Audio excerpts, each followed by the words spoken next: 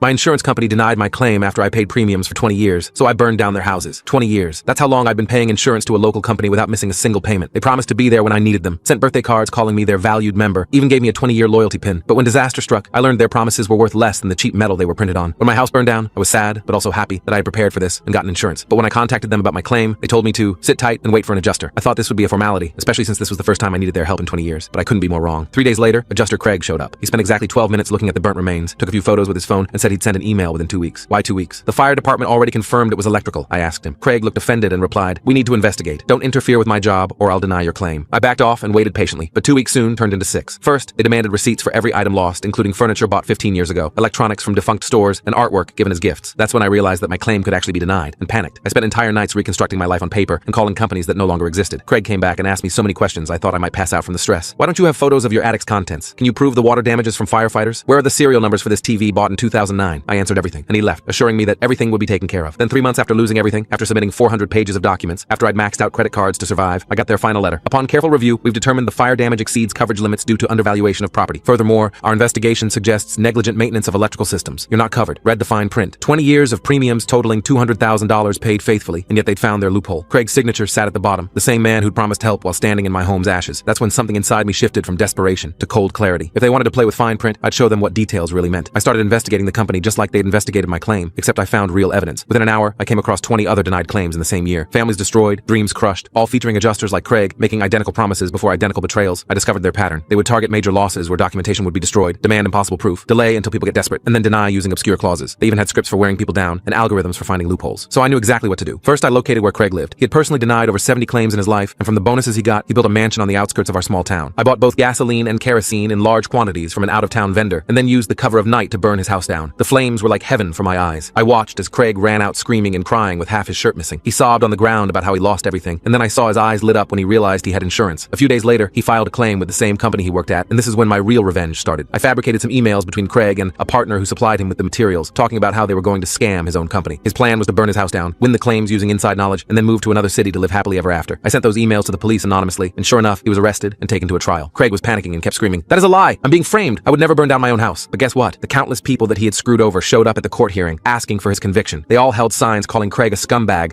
and even pelted tomatoes at his head. We lived in a small town where judges were sympathetic and kind, so when the judge for this case heard these complaints, he instantly viewed Craig as a criminal and sentenced him to several years in prison for arson and fraud. When he was being taken away, he noticed me smiling and standing at the back of the courtroom and his eyes lit up. You did this! He's the one who framed me!" He thrashed around in handcuffs and started accusing me, but no one believed him. I went home that day and canceled my insurance before buying a small condo and slowly rebuilding my life. Sometimes I send Craig letters asking if he's suffering in prison. So far, I have never gotten a reply back.